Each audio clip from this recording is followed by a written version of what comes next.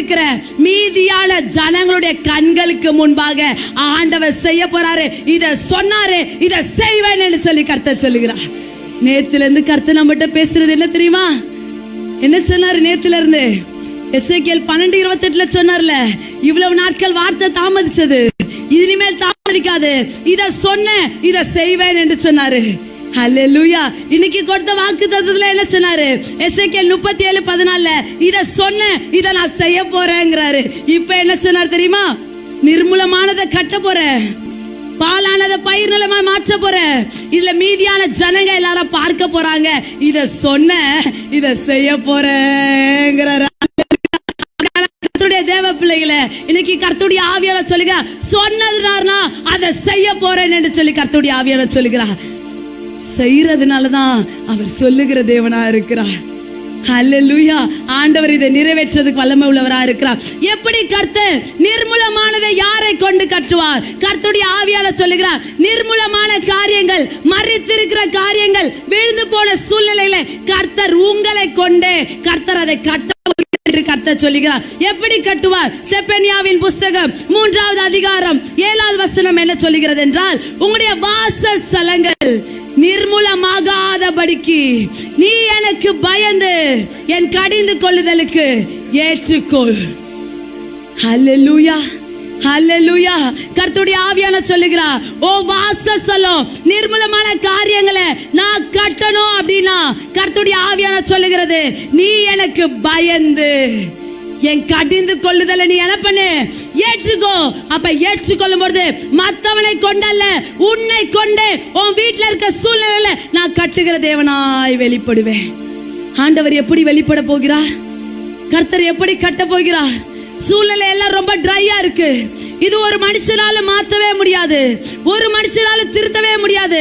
இந்த காரியம் எல்லாம் மாறுமா என்று சொல்லி இருக்கிற உங்களோட வாழ்க்கையில ஆண்டவர் சொல்லாரு, நிர்மூலமான காரியத்தை கர்த்தருடைய ஆவி உங்க மேல இறங்கினது நிமித்தம் உங்களை கொண்டே கர்த்தர் பெரிய காரியங்களை செய்ய போகிறார். உங்களுடைய கரத்தை கொண்டே கர்த்தர் பெரிய காரியங்களை செய்ய போகிறார். உங்களுடைய கர்த்தர் ஏவுகிறதுனால பெரிய காரியங்கள் வெளிப்பட போகிறது. ஹல்லேலூயா.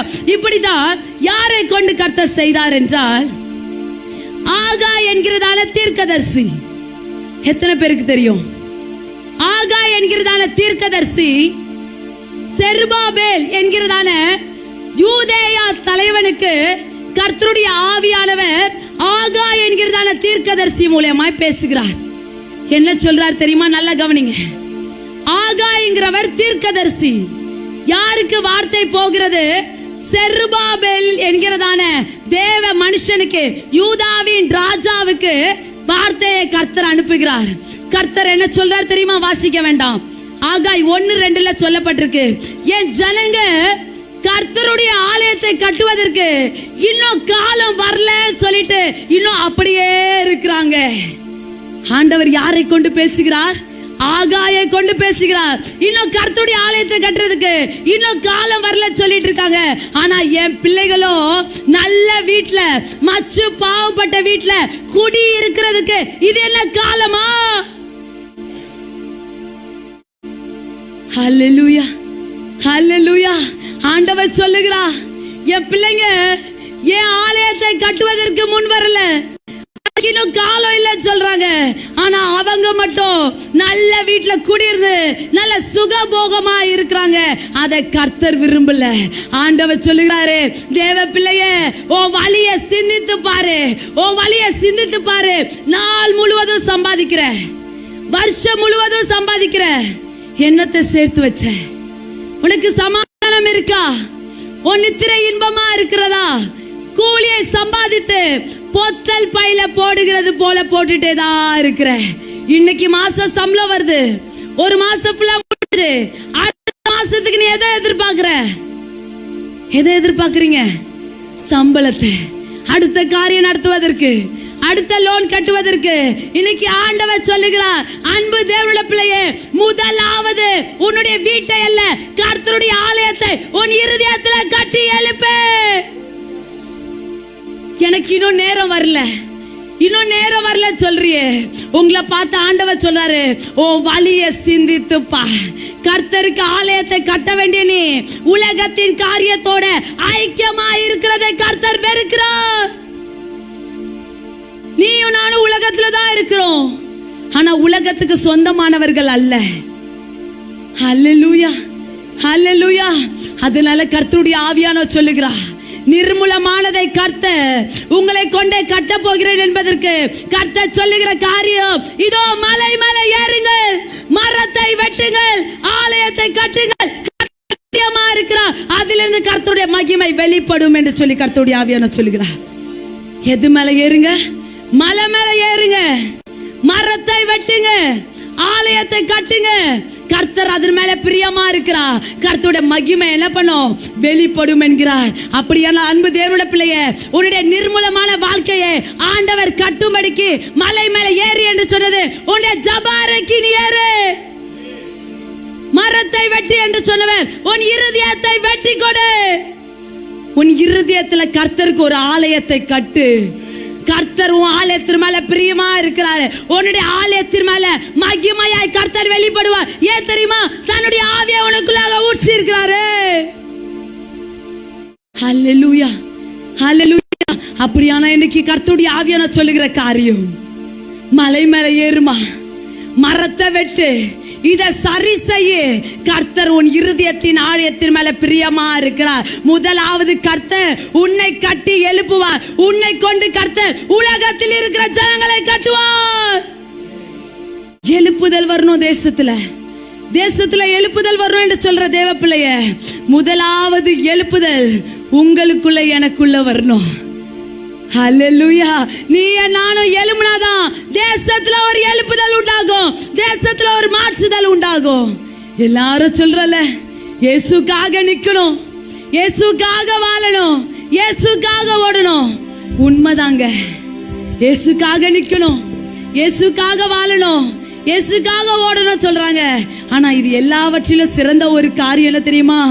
இயேசுவை போல இருக்கணும். ஹல்லேலூயா. அன்பாய் கர்த்தர் அணைக்கிறது போல எல்லாரிடத்திலும் இரக்கமும் மன உருக்கமா இருக்கும்போது கர்த்தர் நேசிக்கிறவரா இருக்கிறார். இப்படியா இருக்கும்போது கர்த்தர் செருபாபேலின் ஆவியை கர்த்தர் ஏவினார். எதற்காக? கர்த்தருடைய ஆலயத்தை கட்டுவதற்காக. அன்பு தேவனுடைய பிள்ளையே, எல்லாருக்கும் கொடுக்கப்பட்ட கிருபையில வித்தியாசங்கள் உண்டு. கர்த்தர் மோசேக்கு என்ன கிருபை கொடுத்தார்? மீட்பனாகிற ஒரு கிருபை கொடுத்தார். நெகேமியாவுக்கு எழுந்து கட்டுகிற ஒரு கிருபை கொடுத்தார். தாவீதுக்கு பாடுகிற கிருபை கொடுத்தார். உங்களுக்குள்ள கிருபை இல்லைன்னு சொல்லி காத்திருக்கீங்களா? எனக்கு எதுவுமே தெரியாது, ஜெபிக்க தெரியல, பாட தெரியல, துதிக்க தெரியல சொல்லி கிருபையே இல்லாம சொல்லி காத்திருக்கீங்களா? அன்பு தேவனுடைய பிள்ளையே, இன்னைக்கு கர்த்தர் உன்னை பார்த்து சொல்றாரு, கிருபையை எல்லாருக்கும் பகிர்ந்து கொடுத்தவன் உங்களுக்கும் எனக்கும் கிருபையாய் கொடுக்கப்பட்டிருக்கிறாரு. ஹல்லேலூயா. இன்னைக்கு கர்த்தர் சொல்லுகிறார், நிர்மூலமானதை கட்ட போகிறேன். செருபாபேலின் ஆவியை கர்த்தர் ஆலயத்தை கட்டுவதற்காக ஏவினது போல தன்னுடைய ஆவியை உங்களுக்குள்ளாக வைத்து இந்த காலை நேரத்தில் கர்த்தர் உங்களுடைய ஆவியை ஏவி கொண்டு இருக்கிறார். ஆலயத்தை தேவன் கட்டுவார். முதலாவது உங்களை கட்டி எழுப்புவார். அந்த இடத்துல சொல்லப்பட்டிருக்கு, முந்தின ஆலயத்தின் மகிமை ரொம்ப பிரம்மாண்டமா நல்லா இருந்துச்சு. பாக்குறவங்க எல்லாம் சொன்னாங்க, எல்லாத்தையும் இடிச்சு போட்டுட்டு இவங்க என்னத்தை கட்ட போறாங்க, இவங்க கிட்ட ஒண்ணுமே இல்லையே, எந்த பொருளுமே இல்லையே, எல்லாமே இடிக்கப்பட்டிருக்கே, எதை வச்சு கட்டுவாங்கன்னு சொல்லி போகிற வரவர்கள் எல்லாமே பேசினாங்க. எல்லாருமே நயம் காட்டினாங்க. கண்களினால அதை பார்த்து ஏளனமா எண்ணினார்கள். இப்படிப்பட்ட காரியங்கள் நடந்தது. கர்த்தர் சொன்னார் செருபாபேலை பார்த்து கர்த்தர் சொன்னார், செருபாபேலே ஏளனமாய் பேசட்டும், நகைக்கட்டும், ஆனாலும் நீ திடன் கொள். செருபாபேலே நீ திடன் கொள். கர்த்தருடைய ஆவியானவர் உனக்குள்ளே இருக்கிறார், உன்னை நிச்சயமாய் நடத்துவேன் என்று கர்த்தர் சொல்லுகிறார். ஹல்லேலூயா. பலர் பலவிதமாய் பேசட்டும், மற்ற காரியங்கள் என்னவா இருக்கட்டும், கர்த்தர் சொல்லுகிறார். செருபாபேலிட்ட சொன்னாரு, செருபாபேலே நான் உன் கூட இருக்கிறேன், நீ திடன் கொள்ளுப்பா. நான் சொன்னா நான் உங்களோடு பண்ணின உடன்படிக்கை போல பரிசுத்த ஆவியானவரோ உங்களுக்குள்ள நிலை கொண்டிருக்கிறார். நீ பயப்படாத, காரியத்தை நடத்து என்று சொல்லி கர்த்தர் சொன்னார். இன்னைக்கு உடைக்கப்பட்ட நிலைமையில இந்த காரியங்கள் மாறுமான்னு தெரியாம எல்லாரும் பார்த்து ஏளனமா பேசுகிற நிலைமையில என் கதையெல்லாம் முடிஞ்சிச்சு சொல்லி உட்கார்ந்து இருக்கிற உங்களை பார்த்து ஆண்டவர் சொல்றாரு, செருபாபேலின் ஆவிய தேவன் ஏவினது போல இந்த காலை நேரத்துல உங்களுடைய ஆவிய கர்த்தர் ஏவி நிர்மலமான காரியத்தை உங்க வாழ்க்கையில கட்டும்படிக்கு கர்த்தர் தம்முடைய ஆவியை உங்களுக்குள்ளாக ஊற்றி கொண்டு இருக்கிறார். ஹல்லேலூயா, ஹல்லேலூயா. கர்த்தருடைய நாமம் மகிமைப்படுவதாக. இரண்டாவது காரியம் கர்த்தர் சொன்னார், பாலானதை பயிர் நிலமாய் மாற்ற போகிறார். நிர்மூலமானதை உன்னை கொண்டே செய்கிற தேவன் பாலானதை பயிர் நிலமாய் உங்களை கொண்டே மாற்ற போகிறார். தரிசான நிலமாகிய உங்களை ஆண்டவர் தரிசனங்களை பார்க்கிறவர்களாய் மாற்ற போகிறார். கனி கொடுக்காத இடம், ஒண்ணுமே செய்ய முடியாத இடம், எல்லாமே வேஸ்ட் சொன்னாங்கல்ல, ஆண்டவர் பாலா போயிட்டா எல்லாரும் பேசட்டும், எல்லாமே சொல்லட்டும். சொல்லும் போதுதான் கர்த்தருடைய மகிமை வெளிப்படும். ஏன் தெரியுமா? முந்தைய ஆலயத்தின் மகிமை நல்லா இருந்துச்சு, இடிக்கப்பட்ட போது அதுல ஒண்ணுமே தெரியல. ஆண்டவர் சொன்னாரு, முந்தைய ஆலயத்தின் மகிமையை காட்டிலும் பிந்திய ஆலயத்தின் மகிமை பெரிதா இருக்கும். அந்த இடத்துல நான் என்னத்தை கட்டளையிடுவேன் தெரியுமா? சமாதானத்தை கட்டளையிடுவேன். ஹல்லேலூயா, ஹல்லேலூயா. நிர்மூல ஆண்டவர் கட்டும்படிக்கு சமாதானத்தை தேவன் கட்டளையிடுகிறார். அந்த சமாதானம் எப்படி தெரியுமா? அவர் தன்னுடைய சிலுவையிலே சிந்தின ரத்தத்தின் மூலமாய் நமக்கு கொடுக்கிற சமாதானத்தை ஒருவனும் பிரிக்கவே முடியாது. அது மனுஷன் கொடுக்கிற சமாதானம் அல்ல, உன்னதத்திலே இருந்து இறங்கி வருகிற சமாதானமா இருக்கிறது. ஆண்டவர் சொல்லுகிறார், செருபாபேலே திடன் கொள், என் ஆவியை உனக்குள்ளாக வைத்திருக்கிறேன். நீ உயிரடைய போற, உன் தேசத்துல நான் வைக்க போறேன். இதோ கர்த்தர் உன்னோடு கூட இருக்க போறாருப்பா, நீ கவலைப்படாத. ஓ ஆவியை கர்த்தர் ஏவி கொண்டு இருக்கிறார். பாலானதை கர்த்தர் பயிரிலமாய் மாற்றுகிறார். செருபாபேல் ஆலயத்தை கட்டும் பொழுது அவருடைய கரத்துல ஒண்ணுமே இல்லை, எந்த பொருளுமே இல்லை. ஆலயத்தை கட்டுவதற்கு என்னெல்லாம் தேவை சொல்லுங்களேன்? ஆலயத்தை வீடெல்லாம் கட்டுறதுக்கு என்னெல்லாம் தேவை? சவுண்டா சொல்லுங்க. மண்ணு தேவை, அப்புறம் செங்கல் தேவை, அப்புறம் சிமெண்ட், அப்புறம் கம்பி. கட்டியானா தம்பி? ஓகே, வேற கட்ட, அப்புறம் தண்ணி, வேற கொத்தனாரு. பாருங்க லைனா வருது. யாருமா காசு வேணுமா? Very good. இதெல்லாம் கட்டுறதுக்கு முதலாவது என்ன வேணும்? காசு வேணும். ஆண்டவர் சொல்லுகிறாரு, செருபாபேல் தேவனுடைய ஆலயத்தை கட்டு போகும்போது அவருடைய இடத்துல ஒண்ணுமே இல்லையா. ஆனா ஆண்டவர் சொன்னாரு, செருபாபேலே திடன்கொள், ஓட்ட ஒண்ணுமே இல்லை, ஆனா என் ஆவிய உனக்குள்ள வச்சு நான் உயிரடைய செய்கிறவர் உனக்குள்ள இருக்கிறேன். ஹல்லேலூயா. இவர் கட்ட போயிட்டாரு, பொருட்கள் ஒண்ணுமே இல்லை. ஆகாயின் புஸ்தகம் 2வது அதிகாரம் 19வது வசனம் வாசிங்களே. நோ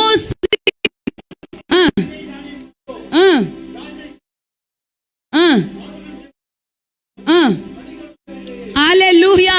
என்ன வார்த்தை சொல்லுகிறது? அவர் ஆலயத்தை கட்டப்படும் பொழுது அவருடைய கரத்துல என்ன இல்ல? ஒண்ணுமே இல்ல. அந்த இடத்துல சொல்லுது, களஞ்சியத்தில் இன்னும் என்ன இல்ல?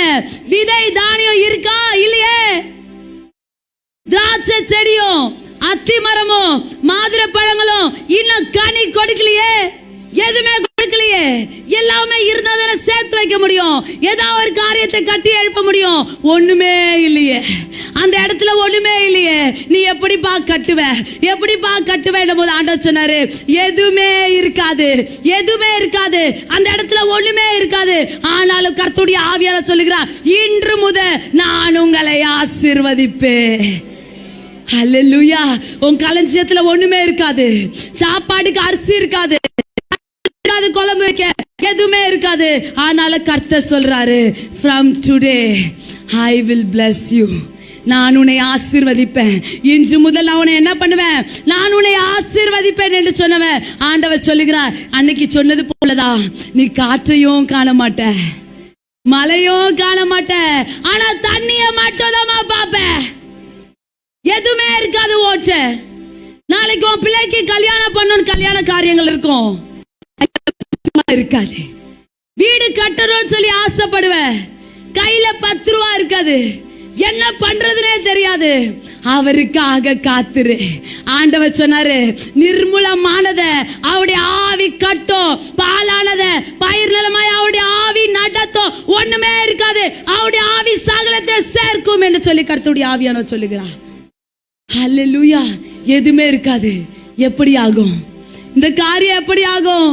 ஆண்டவர் சொல்லுகிறார், தேவ பிள்ளையே, பலத்தினாலும் அல்ல, பராக்கிரமத்தினாலும் அல்ல, அவருடைய ஆவியினாலே ஆகும் என்று சொல்லி கர்த்தருடைய ஆவியானவர் சொல்லுகிறார் என்று சொல்லி யார் சொல்லுகிறார் தெரியுமா? சேனைகளின் கர்த்தர் சொல்லுகிறார். சேனைகளின் கர்த்தர் சொல்லுகிறார், செருபாபேலே பயப்படாத, ஓட்ட ஒண்ணுமே இல்லைன்னு பயப்படாத, நிர்மூலமானதுல அப்படியே விட்டுருவாரா நினைக்காத, பாலானதுல பயிரலமாய் வெளியே செய்கிறவர் உனக்குள்ள தன்னுடைய ஆவி அளவில்லாமல் ஊற்றிக்கொண்டே இருக்கிறார். அதை நீ ரிசீவ் பண்ணும்போது கர்த்தர் சொல்லுகிறார், அதிசயத்தை அல்ல அதிசயங்களை கர்த்தர் காண. அல்லேலூயா. என்னோட வாழ்க்கையில நான் நம்புகிறேன், போன வருஷம் கர்த்தர் எனக்கு கொடுத்த வாக்கு தத்தத்தின்படி அந்த ஒரு வருடம் ஃபுல்லா அப்படியே தாங்க நடத்தினாரு. நிச்சயமா அப்படிதாங்க நடத்தினாரு. அழுகையோட கண்ணீரோட தான் வருவேன்னாரு.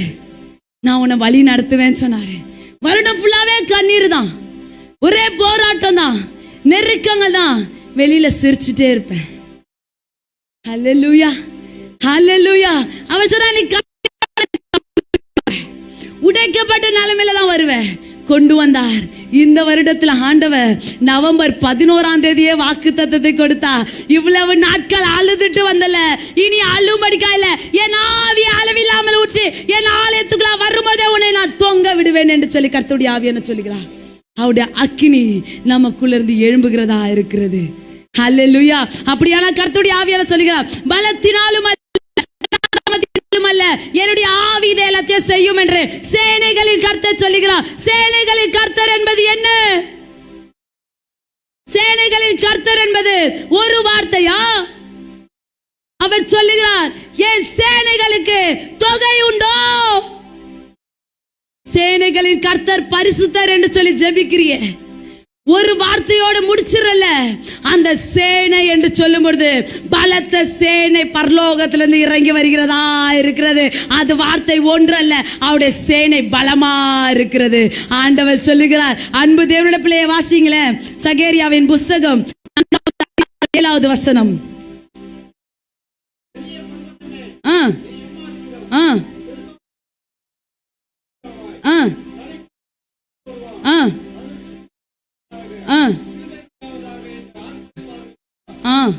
ஹல்லேலூயா. கர்த்தருடைய வார்த்தை இப்படியா சொல்லுகிறது, அன்பு தேவனுடைய பிள்ளைகளே, பெரிய பர்வதமே நீ எம்மாத்திரம், செருபாபேலுக்கு முன்பதாக நீ எப்படி ஆயிருவ? சம பூமி ஆயிருவ, ஒண்ணுமே இல்லாம ஆயிருவ. ஏனென்றால் கர்த்தருடைய ஆவியை அளவில்லாமல் அவனுக்குள்ள ஊற்றி இருக்காரு. பொருட்கள் இல்லாம இருக்கலாம், ஆனா கர்த்தருடைய ஆவி எல்லாவற்றையும் சேர்த்து அவனை சேனையாய் நிற்க செய்ய வல்லமை உள்ளதா இருக்கிறது.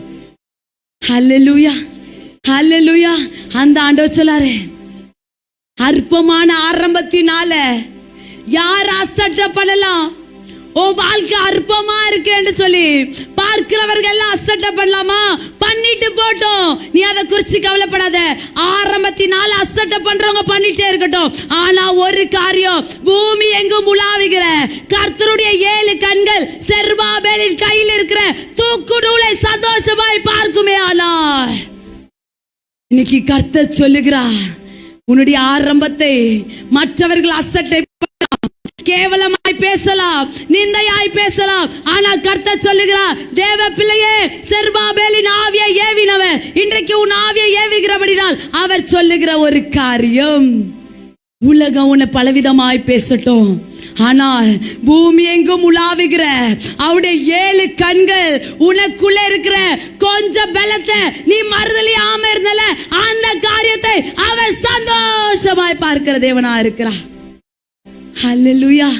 செருபாபேலின் ஆவியை கர்த்தர் ஏவினது போல இன்றைக்கு கர்த்தர் உங்களுடைய ஆவியை ஏவி சுற்றி இருக்கிற ஜனங்களுக்கு முன்பதாக உங்களை கர்த்தர் அடையாளமாய் வைக்கும் பொருட்டு நிர்மூலமானவைகளை தேவன் கட்டுவார். எப்படி கட்டுவார்? இன்றைக்கு அவருடைய ஆவி அளவில்லாமல் ஊற்றப்பட்டிருக்கபடினால் நீங்க உயிரடைந்து இருக்கிறீங்க.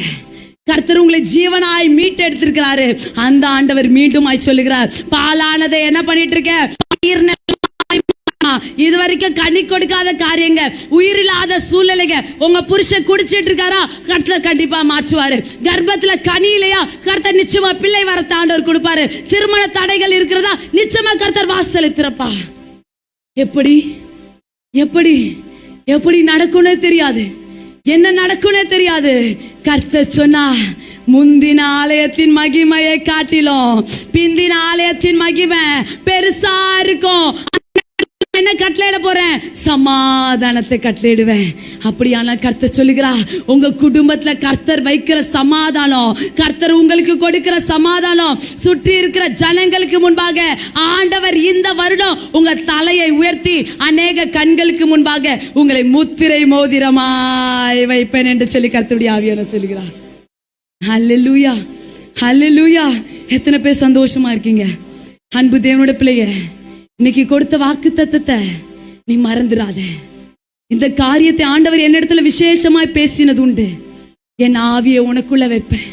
அப்பதான் யோசிச்ச, ஆண்டவரே இப்படி ஆவி என்னப்பட்ட ஆவி தெரியுமா, உள்ள இருந்த எலும்புகளை ஒன்றாய் சேர்த்து அதுக்கு தசைகளை உண்டாக்கி மாம்சத்தை உண்டாக்கி நரம்புகளை சேர்த்து இரைச்சலின் சத்தத்தை உண்டாக்குகிற உம்முடைய ஆவி. உலர்ந்த எலும்புகள் மத்தியில கர்த்தர் கொண்டு போய் எசேக்கியாவை நிற்க வைத்து தீர்க்கதரிசனம் உரைக்க வைத்தார். உரைத்த உடனே எலும்பாய் கிடந்த இடத்துல எல்லாரும் உயிராய் எழும்பி சேனையாய் நின்றது போல மரித்திருக்கிறவங்க ஆவியை ஊற்றும் போது மரித்த சூழ்நிலை சேனையாய் எழும்பி நிற்கும் என்று கர்த்தர் சொல்லுகிறார். பிரேத குழிகளிலிருந்து கர்த்தர் உங்களை வெளியே இருக்கிற தேசத்துல கர்த்தர் உங்களோட தலையை சுத்தி 1000 பேர் இருப்பாங்க, சுத்தி 16,000 பேர் இருப்பாங்க.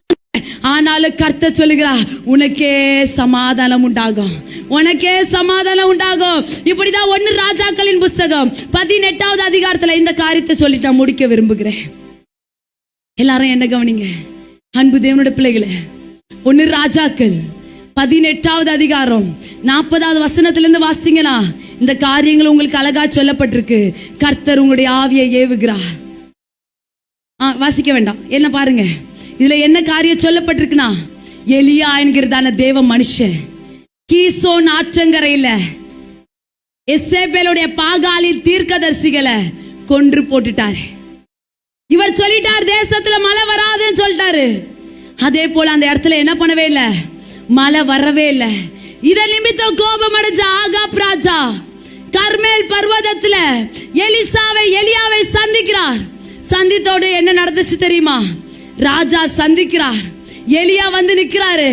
இந்த எலியாவோட காதுல மட்டும் என்ன சத்தம் கேக்குது தெரியுமா, பெருமலையின் இரைச்சலின் சத்தம் யாரோட காதுகள்ல கேட்டுச்சு, எலியாவோட காதுகள்ல கேட்டுச்சு.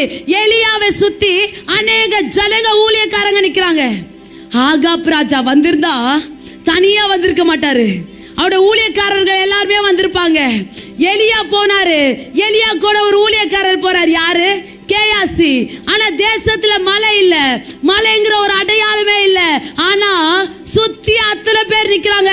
அத்தனை பேர் காதுகளில விழாத சத்தத்தை கர்த்தர் எலியாவின் காதுல பெருமழையின் பெரு வெளிச்சத்தின் சத்தத்தை கர்த்தர் கேட்க செய்து என்ன செய்தார் தெரியுமா, முகம் குப்புற எலியா விழுந்து, ஆண்டவரே சத்தத்தை என் காதுகள் மட்டும் தான் கேக்குது, அதற்கான அடையாள தேசத்துல இல்ல, நல்ல உச்சி வெயில் அடிக்குது ஆண்டவரே, இந்த வெயில எப்படி ஆண்டவரே மழை வரும் சொல்லி கீழே கதறி அழுகிறார். உடனே எலியா சொன்னாரு, நீ ஆகாப்பே ஒரு ரதத்தை பூட்டி கொண்டு வீட்டுக்கு போய் நீ சாப்பாடு சாப்பிடு, என் காதுகளில பெரும் மலையின் இரைச்சலின் சத்தத்தை என் காதுகள் கேட்டுக்கொண்டே இருக்கிறது. உடனே கேயாசிட்ட சொன்னாரு, கேயாசி நீ சமுத்திர முகமாய் போயிட்டு நீ போய் பாரு, மழை வர்றதுக்கு ஏதாவது ஒரு அடையாளம் இருக்கான்னு பாரு என்று சொன்னாரு. உடனே கேயாசி போய் சமுத்திரத்தின் முகமாய் பார்த்தாரு. உடனே பார்த்துட்டு வந்து சொன்னாரு, எலியா அப்படிப்பட்ட ஒரு அடையாளமே என்னது இல்ல, அப்படிப்பட்ட அடையாளம் இல்ல அப்படின்னாரு. திருப்பி செகண்ட் டைம் போப்பா. செகண்ட் டைம் போனாரு, திருப்பியும் போய் பார்த்தாரு, சமுத்திரத்தின் இதுல ஒரு அடையாளம் இருக்கா, இல்ல. நம்ம ஆளுங்க சில நேரத்துல நம்முடைய பிரச்சனையில ஆறுதல்கள் சொல்லுவாங்கன்னா என்ன சொல்லுவாங்க தெரியுமா? இல்லைன்னு சொல்றதுல ரொம்ப கிருபை பெற்றவங்களா இருப்பாங்க. உனக்கு நடக்கவே நடக்காது, நீ எதுக்கு ஜெபம் பண்ணிட்டு இருக்க, நீ ஏன் பாடிட்டே இருக்க, உனக்கு நடக்கவே நடக்காது என்று சொல்லுவாங்க.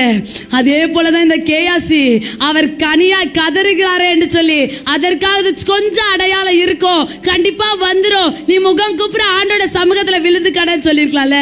அவர் தன்னுடைய முகம் குப்புற ஆண்டோட சமூகத்துல அப்படியே தாழ்த்தி, ஐயோ ஏதாவது நடக்குமா என்று சொல்லி காத்திருக்கிற எலியா 3வது வாட்டி போனாரு கேயாசி, 4வது வாட்டி போனாரு, ஒண்ணுமே நடக்கல. எலியா சொன்னாரு 7 முறை நீ போய் பாரு, 7 முறை பாரு என்று சொன்னார். 7வது முறை பார்க்கும்போது இதோ சமுத்திரத்துல ஒரு கையளவு சிறிய மேகம் எழும்பி பெரிய மலையை கர்த்தர் உண்டாக்குவார். ஆனால் இன்னைக்கு கர்த்தர் சொல்லுகிறார், அவருடைய ஆவியை உனக்குள்ளாக வைக்கும்போது 1000 பேர் இருக்கலாம், 16,000 பேர் இருக்கலாம், யாருக்கும் கேட்கப்படாத பெருமலை இரைச்சலின் சத்தத்தை கர்த்தர் உன் காதுகளில் மட்டுமே விழ செய்வேன் என்று கர்த்தர் சொல்லுகிறார். சுத்தி அத்தனை பேர் இருப்பாங்க, யாரு காதுலையும் விழாது, உன் காதுகளிலே கர்த்தர் கேட்கும்படிக்கு உனக்கு கிருபை பாராட்டுவார். இந்த நாளிலே கர்த்தருடைய வார்த்தை கேட்டுக்கொண்டிருக்கிற தேவ பிள்ளையே, கர்த்தருடைய கடிந்து கொள்ளுதலுக்கு திரும்பினது நிமித்தம் ஆண்டவர் வார்த்தையை அருளுவேன் என்று சொன்னாரு, ஆவியை அருளுவேன் சொன்னாரு, வார்த்தையை உனக்கு தெரிவிப்பேன் என்று சொன்னவ நித்திரை பண்ணுகிற உன்னை கர்த்தர் தட்டி எழுப்பினா, உன்னுடைய அக்கிரமத்தை எல்லாத்தையும் கர்த்தர் நீக்கினா, கர்த்தர் தன்னுடைய ஆவியை வைத்து உங்களுடைய தேசத்துல வைப்பேன், இதை நான் சொன்னேன், இதை செய்வேன். எதற்காக? நிர்மூலமானதை கட்ட போகிற, பாலானதை பயிர் நலமாய் மாற்ற போகிற, சுற்றி இருக்கிற ஜனங்களுக்கு முன்பாக செய்வ. இந்த 1ஆம் தேதியில எல்லாருமே ஒரு முடிவு எடுக்கணும். ஆண்டவரே, துவங்கினவர் முடிக்கிற வரையிலும் என் கையை பிடிச்சுக்கோங்கப்பா. இந்த உலகத்துல அடுத்த நாள் என்ன நடக்கும்னே தெரியல, நாளைக்கு என்ன நடக்க போகுதுன்னே எனக்கு தெரியல. இன்னைக்கு நல்லா பேசிட்டு இருக்கோங்க, நாளைக்கு ஹார்ட் அட்டாக் வந்துருது ஏசப்பா, நாளைக்கு ஏதோ ஒரு காரியம் நடந்தது ஆண்டவரே, இந்த உலகமே எனக்கு பயமா இருக்கு, என் கையை பிடித்து கொள்ளும் ஆண்டவரே. இருக்கிற இடத்துல எல்லாரும் முழங்கால் படியிட முடியுமே, ஆனா முழங்கால் படிட்டு ஓ ரீகா ராபா ராத்தோ நோராபா, இன்னைக்கு கர்த்தர் தன்னுடைய ஆவிய அளவில்லாமல் உங்களுக்குள்ளாக ஊற்றுகிறார். எளிமையில் நிற்க முடியுமானால் எளிமையில் இல்லைங்க, ஜஸ்ட் ஒரு 5 minutes. ஓ ரீகா ராபா ராத்தோ நோராபா ராக்கா நாமா நாராத்தா நாராபா. ஓ அக்கினி ஆவியானவர்,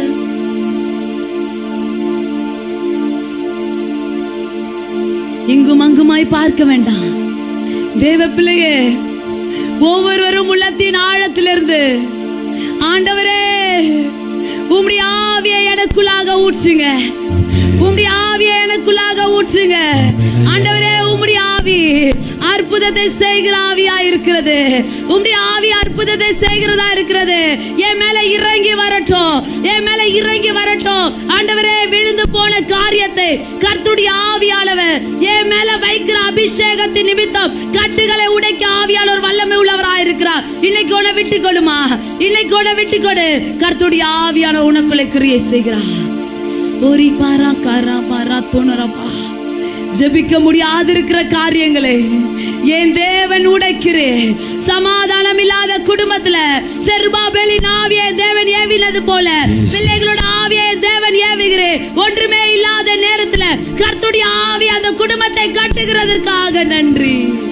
பலத்த கிரியை வெளிப்படுவதாக, பலத்த கிரியை வெளிப்படுவதாக.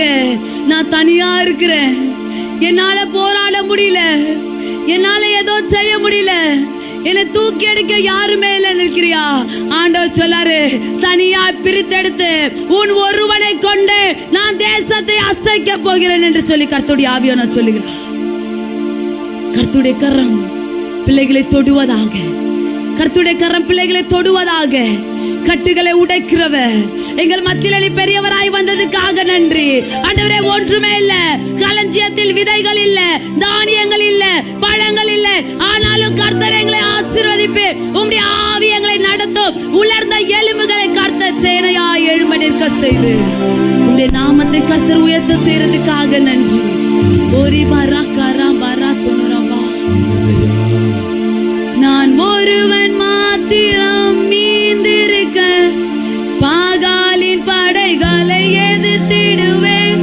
நான் ஒருவன் மாத்திரம் மீந்திருக்க பாகாலின் படைகளை எதிர்த்திடுவேன். நான் ஜெபிக்க ஜெபிக்க அவர் தலையசைப்பார். நான் ஜெபிக்க ஜெபிக்க அவர் தலையசைப்பார். நெருப்பாய் இறங்கிடுவார் என் தெய்வம், நெருப்பாய் இறங்கிடுவார்.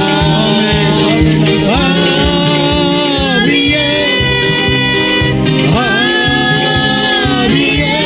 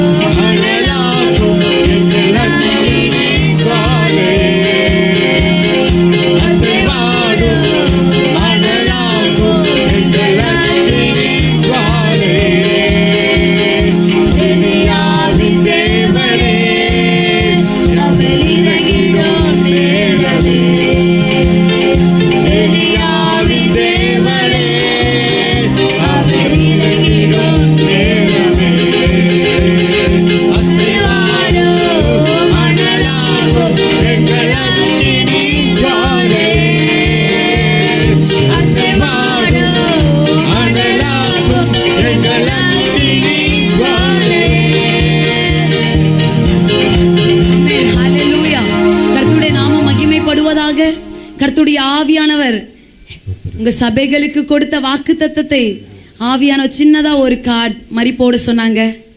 நாங்க அதை போட்டிருக்கிறோம். ஸ்டிக்கர் மாதிரி இருக்கும். இது உங்க வீடுகளில் நீங்க ஒட்டிக்கலாம் அப்படின்னு நினைக்கிறேன். இதை தயவு செய்து தூக்கி போட வேண்டாம். கர்த்தர் உங்களுக்கு என்ன வாக்குத்தத்தத்தை ஆண்டவர் கொடுத்தாரோ அந்த வார்த்தையை இதற்குள்ளாக வைத்திருக்கிறார். இதை கேட்டு கர்த்தர் இந்த வார்த்தைகளை நீங்க அறிக்கை செய்யும்போது கர்த்தருடைய ஆவியானவர் அளவில்லாமல் உங்களுக்குள்ளே தங்கியிருப்பதற்கு அவர் வல்லமை உள்ளவராக இருக்கிறார். மீண்டுமாக எங்களுடைய செய்திகளை உங்களுக்கு கேட்க விருப்பமே ஆனால் இதுல கீழே அந்த யூடியூப் சேனலை நாங்கள் கொடுத்திருக்கிறோம். அந்த சேனலில் இந்த அகைன் மெசேஜஸ் கேட்கணும் அப்படின்னு நினைச்சீங்கன்னா நீங்க தொடர்ந்து கேளுங்க. இது எல்லாருமே ஒன்று பெற்றுக்கொள்ளுங்க. போகிறவர்கள் மறக்க வேண்டாம். ஊழியக்காரர் கரத்திலிருந்து அதை பெற்றுக்கொண்டு திரும்புமாறு மிக தாழ்மையோடு அன்பாக கேட்டுக்கொள்கிறேன். கர்த்தர் தாமே உங்களை ஆசீர்வதிப்பாராக. ஆமென். எல்லா கரங்களை தட்டி ஆண்டவரை துதிக்கலாம். கர்த்தர் கொடுத்த வாக்குத்தத்தத்திற்காக எல்லாரும் கைகளை உயர்த்தி ஸ்தோத்திரம் பண்ணுவோம். ஆண்டவர் நமக்கு இந்த வருஷத்தில் சொல்லியிருக்கிறார், நிர்மூலமானதை கர்த்தர் கட்ட போகிறார். ஆமென் சொல்லுவீங்களா? அல்லேலூயா.